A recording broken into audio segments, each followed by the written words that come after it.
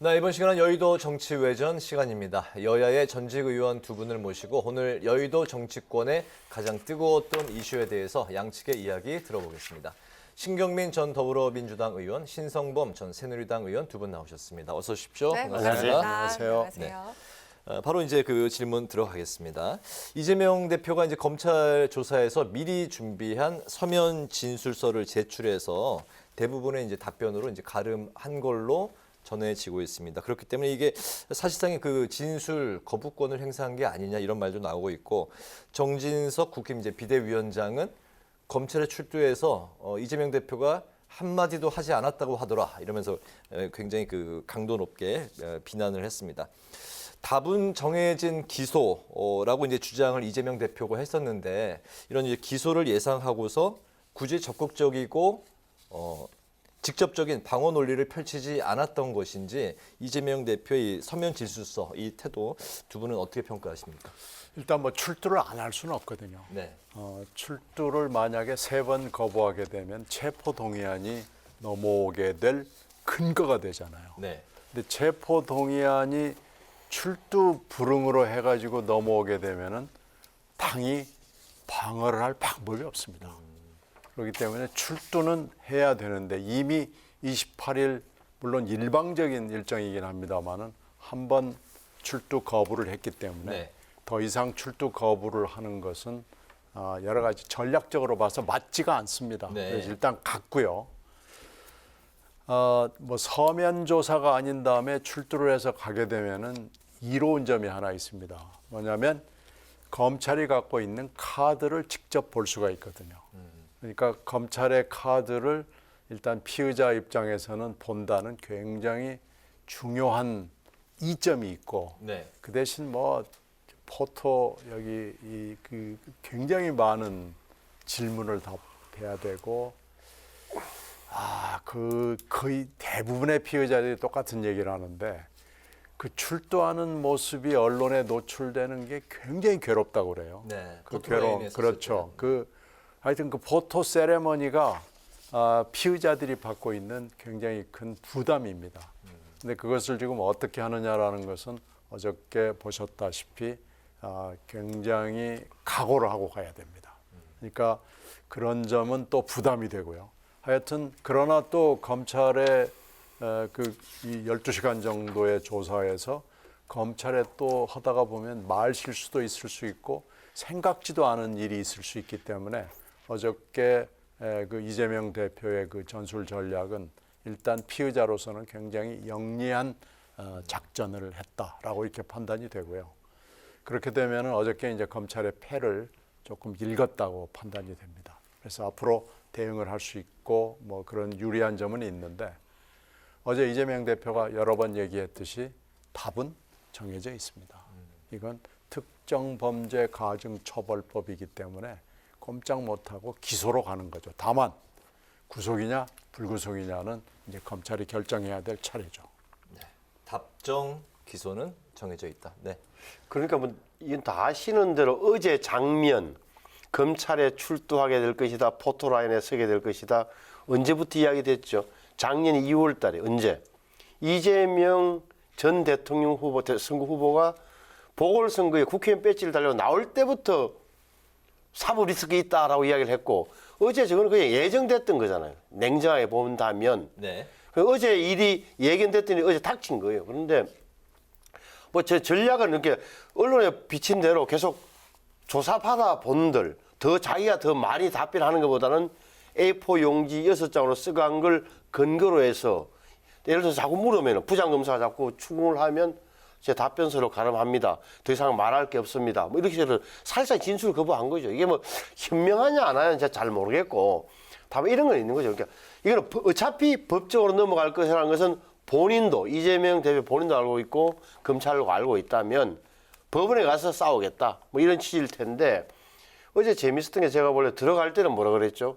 정치 검찰이 파놓은 함정인 줄 알고 나 조사받으러 갑니다 하고 12시간 조사받고 나와서는 오늘 한 말 보면 어차피 답은 정해져서 기소할 것이 명백하고 조사 과정에서도 그런 점들이 많이 느껴졌습니다. 왜? 조사받아 보니까 검찰이 알고 있는 게 생각했던 것보다 많을 거라는 짐작이 가요. 어떤 분은 예를 들어서 일부 언론에 나왔지만 네이버나 두산건설이나 차병원의 관계자들 진술을 이미 조사를 다 마쳤어요. 검찰 입장에서는. 그걸 갖다 들이댄 거죠. 이재명 대표한테. 네. 그러니까 허리하는 말로 정진상이 그랬답니까? 나는 몰랐는데요. 이렇게 빠져나오려 하겠지만 상당수가 제가 보기에는 뭔가 검찰이 법정에서 제출할 뭔가가 있다는 사실을 이재명 대표도 알았을 것이다. 그래서 기소하겠구나. 기소하면 법정에서 붙어봐야지.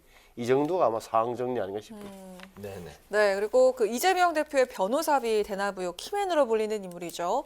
김성태 전 쌍방울 회장이 검거가 됐습니다. 그 김 전 회장의 진술에 따라서 이재명 대표 수사가 변곡점에 맞을 수 있다는 관측이 또 나오고 있는데요. 그 대장동 사건도 연루가 돼 있죠. 추가 소환이 불가피하다는 그런 전망에 대해서는 어떻게 보시나요? 그러니까 이 어제 간 것은 수원지검 성남지청이고 네. 중앙지검에서 대장동이나 백현동 걸 하고 있는 거고 또한 이 지금 변호사의 대납은 어디 뭐 수원지검인지 모르겠는데 어찌됐건 수원지검입니다. 그렇죠. 수원지검 사는데 그러면은 김성태라는 인물이 왜 이렇게 자주 나오죠? 쌍방울 김성태가 첫째는 어떤 쌍방울에 이재명 전 지사 또는 그 시장과 관련된 인물들이 변호사로 사회이사 무슨 이런 데로 많이 가 있었어요. 또 변호사비 대납이 대표적인 사건이고 또 북한 지사 시절에 그렇게 굉장히 추진했던 대북 지원 사업의 연결고리 가운데 이화영 전 부시장이 있지만 이렇게 해서 모든 게 김성태와 쌍방울로 연결돼 있단 말이에요. 근데 어떻게 도망갔습니까? 문재인 정부 시절에는 도망 안 갔어요. 수사를 피했다고. 그런데 이 정부 들어와서 수사 라인이 바뀌면서 수원지검장이 바뀐다는 이야기를 듣고 자기를 조사할 것이라는 사실을 어떻게 알았어요? 지금 보니까 그건 나왔잖아요. 검찰 수사관 출신들이 서로 주고받으면서 빨리 지금 도망가라고 이야기를 해준 거예요. 정보를 준 거예요. 그래서 튀었단 말이에요. 도주한 거죠. 튀었다는 표현에서. 이렇게 5개월 만에 잡혀왔으니까 제가 보기에는 뭔가 나올 것 같다. 그리고 이분은 어떻게든 뭐 전직은 의심스럽지만 기업을 살리고 자기가 사는 게 목적이라면 검찰 추궁에 검찰이 또 여러 군데 조사해서 갖고 있을 추궁거리에 잘 못 버틸 거라고 저는 보는 입장이에요. 그래서 만약 국내 소환이 언제 될지 모르겠어요. 소환된다면 검찰의 날카로운 추궁에 무너질 공산이 커요. 네. 이 김성태 전 회장이죠. 이분이 어디 있느냐라는 것은 사실상 공개되고 알려진 비밀이었습니다.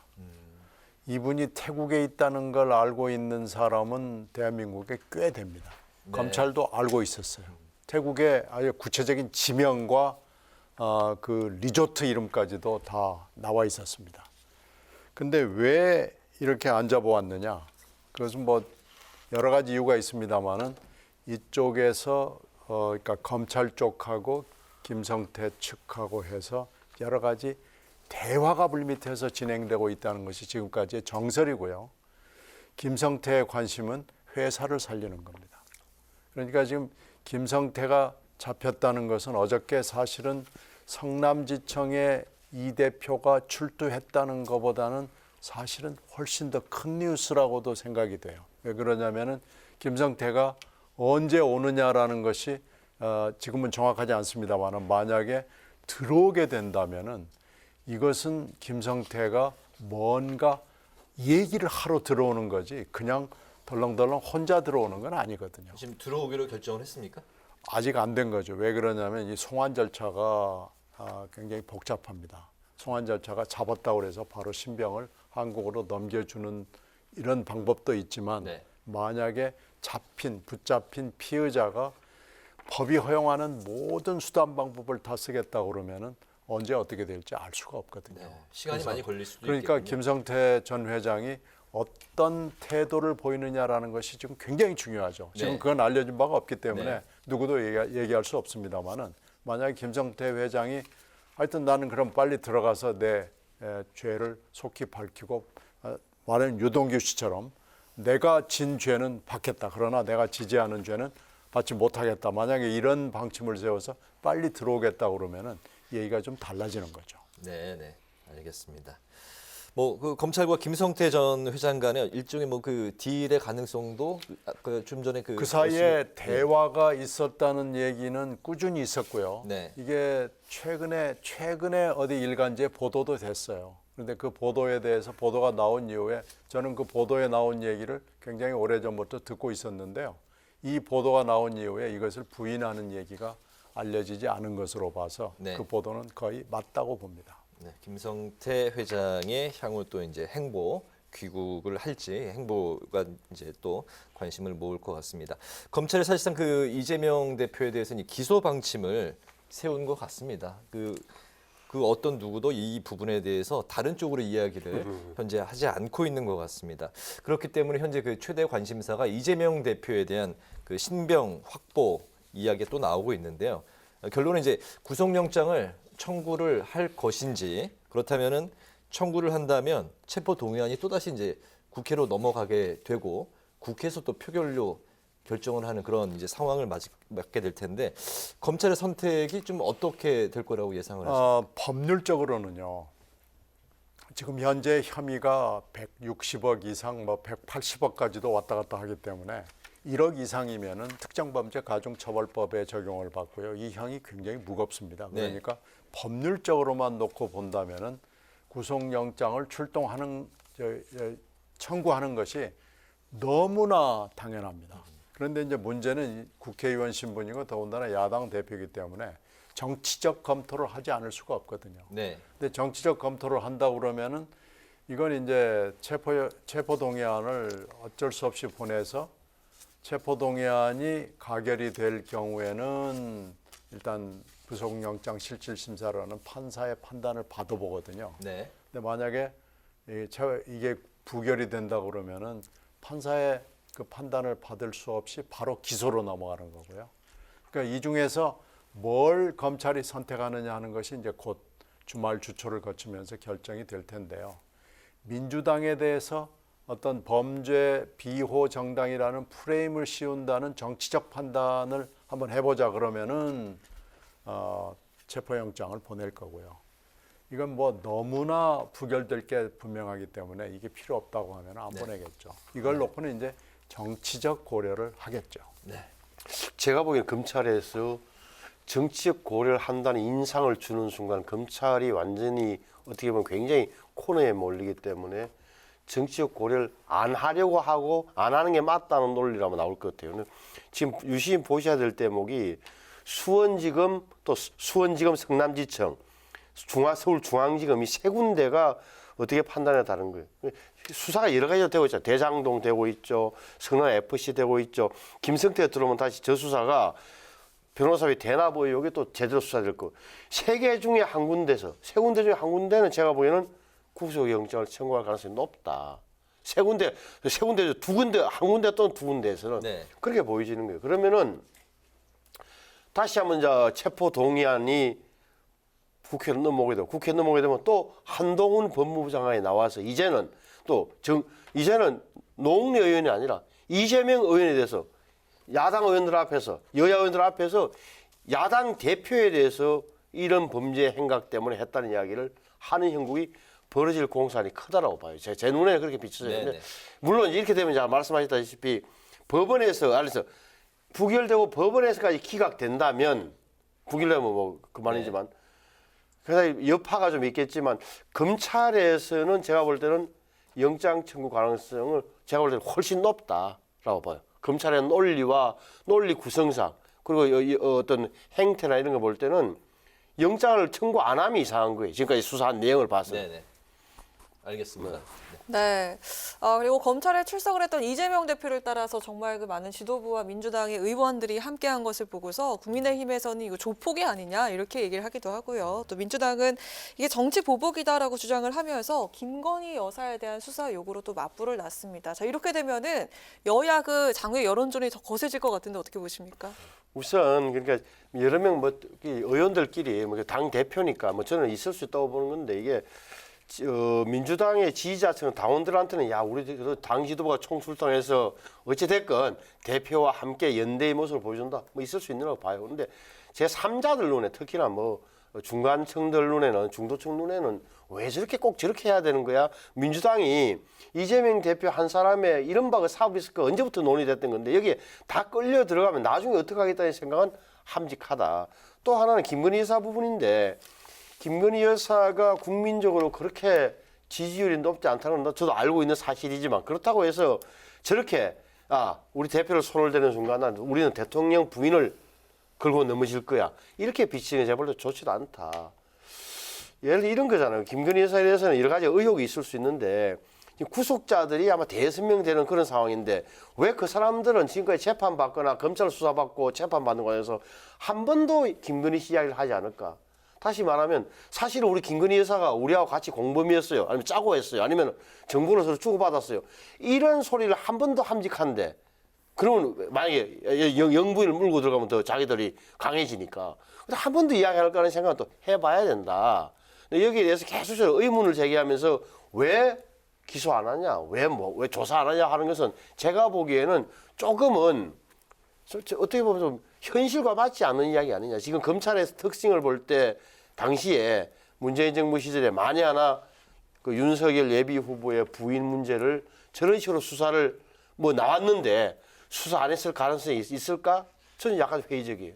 김건희 여사 수사를 압박하는 민주당 내의 그 위원회 같은 그 성격의 모임도 네, 그거 있죠. 시작을 했더라고요. 네, 그거 있죠. 그건 원래 있습니다.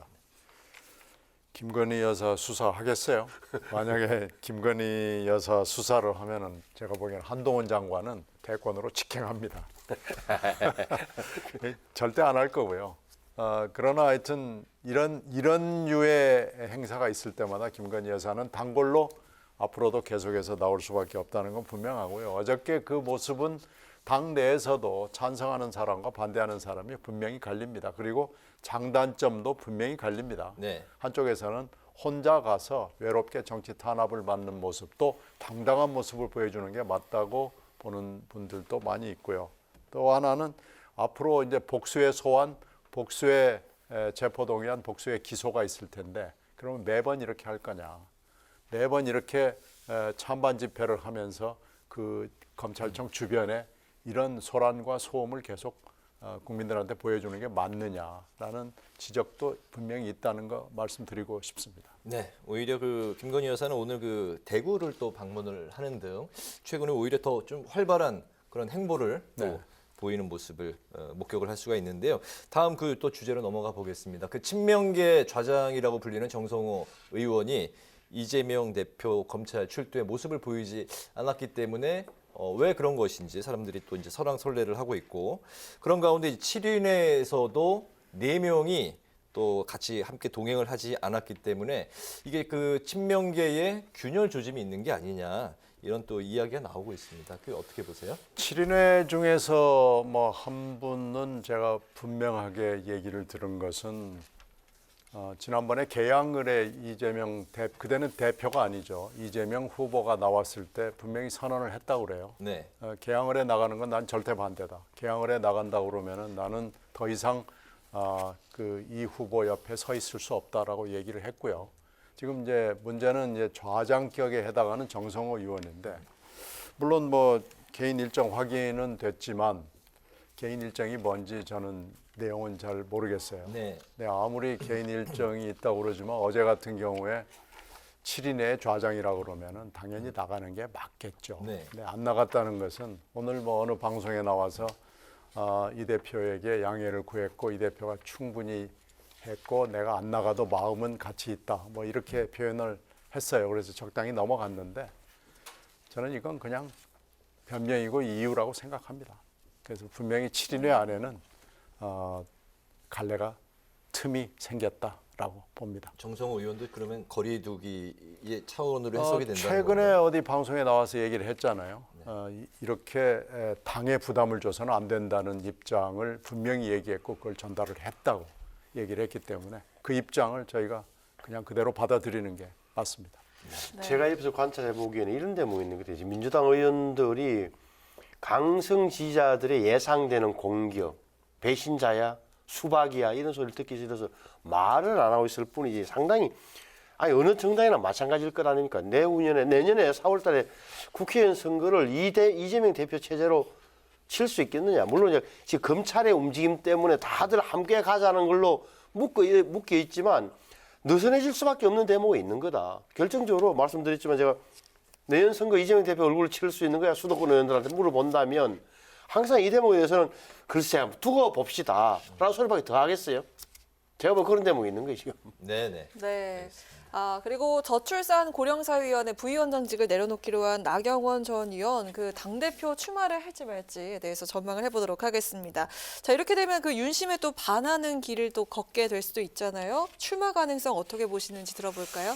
제가 원래 본인도 아마 반반일 겁니다. 왜 무슨 뜻이냐 하면은 저출산 고령사위원회 부위원장을 내려놓고 나서 다음 주에 여론조사도 보고 이렇게 판단할 거예요. 그때 여론조사에서도 다음 주 여론조사에서도 계속 국민의힘 지지자 중에 특히 계속 1등이 나온다면 1위가 나온다면 또 심지어 김기현 의원보다 훨씬 차이가 벌어진다면 아니 출마해도 되겠다는 나름대로 그걸로 받아들일 테고 만약에 좀 떨어진다 그러면 이 추세대로라면 조직도 없고 사람도 떨어져 나가는 이 마당에 어려울 거로 판단할 거다. 제가 보기에는 참 대표 출마하기가 현실적으로 어렵다. 사람들 다 빠져나가죠. 또 당원들 사이에서도 예를 들어서 이게 대통령하고 이렇게 척을 지면서까지 하면은 우리는 나경원을 못 도와주지라고 하는 그 바람이 분다면 굉장히 쉽게 해서 빠질 수 있는 대목이다. 물론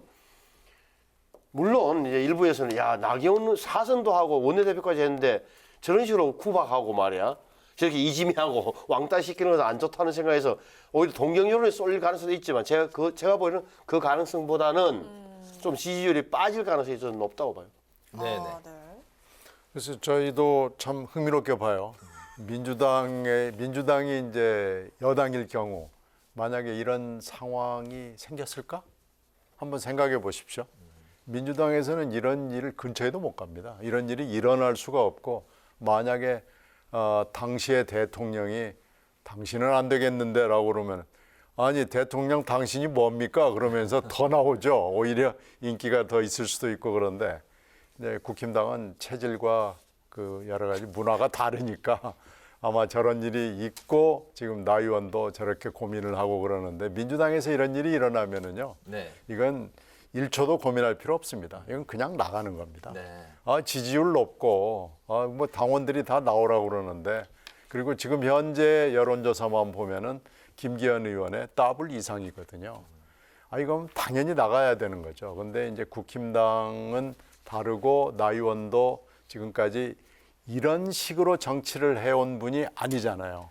그러면 아마 굉장히 고민이 깊을 거고 주초에까지도 여론조사에서 만약에 나 의원이 강하게 나온다 그러면은 한번 출마해볼까 이렇게 결정할 수는 있겠죠. 아직 출마 선언도 안 하고 아무것도 없는데요. 근데 이제 제가 듣기에는 지원을 해주겠다고 했던 전현직 의원들이 전부 빠져나갔다고 그래요. 그러면 이제 쉽지 않죠. 네.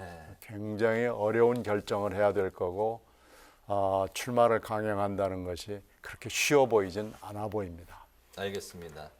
그 한길 리서치가 7일에서 9일 사이에 그 국민의힘 지지자층을 대상으로 이제 차기 당권 여론조사를 이제 했습니다. 결과가 이제 그 나경원 전 의원이 30%, 김기현 18%대, 유승민 14%대, 안철수 13%대 이렇게 나왔는데 아직까지 그 김기현 의원하고 오차 범위 밖에서 훨씬 앞서고 있는 상황입니다. 그렇죠. 이게 7일에서 9일이면 대통령과 이제 갈등설도 이제 불거져 나온 그런 상황이기 때문에 이 갈등도 일부 이제 반영이 됐다고 이제 볼 수가 있겠는데요. 앞으로 이제 국민의힘 차기 당권 도전 경쟁 판도 어떻게 좀 예상해 볼 수 있을까요? 나경원 의원이 이제 달려 있죠. 나경원 의원이 나온다면은 얘기는 좀 예측이 약간 어려운 상황이지만 나 의원이 안 나온다면 이건 뭐 그냥 김기현 의원 독주로 가는 거 아닐까 싶네요. 네. 근데 이제 그렇지 않다 그러면은 결선 투표도 한번 가능성이 있어 보이고요. 약간 좀 복잡해지겠죠. 그런데 그렇게 복잡하게 갈 수 있을지 없을지 있을까요? 저는 안철수 의원 옆에도 현직 의원이 하나도 없다고 그래요. 그러니까 당협위원장들이 아마 원외가 몇 명 붙어 있다는 얘기일 텐데 그렇게 되면은 그렇게 큰 변수가 되지는 않는다는 얘기죠. 나경원이냐 김기현이냐 이게 싸움으로 보신다는 말씀. 그렇죠. 예, 알겠습니다. 그리고 지금 말씀하셨지만 참 특이한 현상이 안철수 의원 이야기를 많이 안 한다는 사실. 언론에서도 언급을 안 하고 평론하러 나온 정치 평론가들도 별로 이야기를 하지 않는다. 이게 사실은 안철수 의원 입장에서는 굉장히 아픈 대목이에요. 그렇잖아요. 그러니까 어떻게 했길래 이렇게 존재감이 이 대목은 뭐 본인이 판단하는 문제인데 본인께서는 결국은 이걸 어떻게 보면 후보 단일화로 해서 정권을 교체하는데 가장 큰 역할을 했고 이 정권의 연대 보정인이고 윤석열 정부의 성공을 위해서 나만큼 생각을 깊이 하는 사람 없다는 이야기를 계속 하겠지만 당원들이나 의원들이 국회의원들이나 당협위원장들 이미 눈치를 채고 있는 눈치를 하면 뭐가 좀 뻐극대는 것 같다는 느낌적 느낌을 갖고 있단 말이에요. 그래서 쉽지 않다는 거 하나 하고 지금 김기현 의원이 약간 어색해질 상황이 되는 게 제가 보기에는 요 며칠간 계속 윤석열 대통령, 대통령실, 나경원 이야기만 나오는데 김기현 의원이 좀 빠진 듯한 느낌이 들잖아요. 이 며칠 상관에. 네. 이런 대목도 가장 지금 지지를 많이 받고 국회의원들이 몇십 명이 출정식에 왔다는 일이 어떻게 보면 당심이 실린, 윤심이 실린 당권 후보로서는 아픈 대목이다. 본인이 좀 자기 능력 발휘를 더 해줘야 돼요, 김기현 의원이. 알겠습니다. 여의도 정치 외전 이제 마칠 시간이 됐습니다. 지금까지 신경민 전 더불어민주당 의원, 신성범 전 새누리당 의원과 함께 이재명 대표에 대한 검찰 수사 상황 그리고 나경원 전 의원의 출마 여부를 비롯한 국민의힘 전당대회 상황까지 짚어봤습니다. 오늘 두 분 말씀 잘 들었습니다. 고맙습니다. 감사합니다.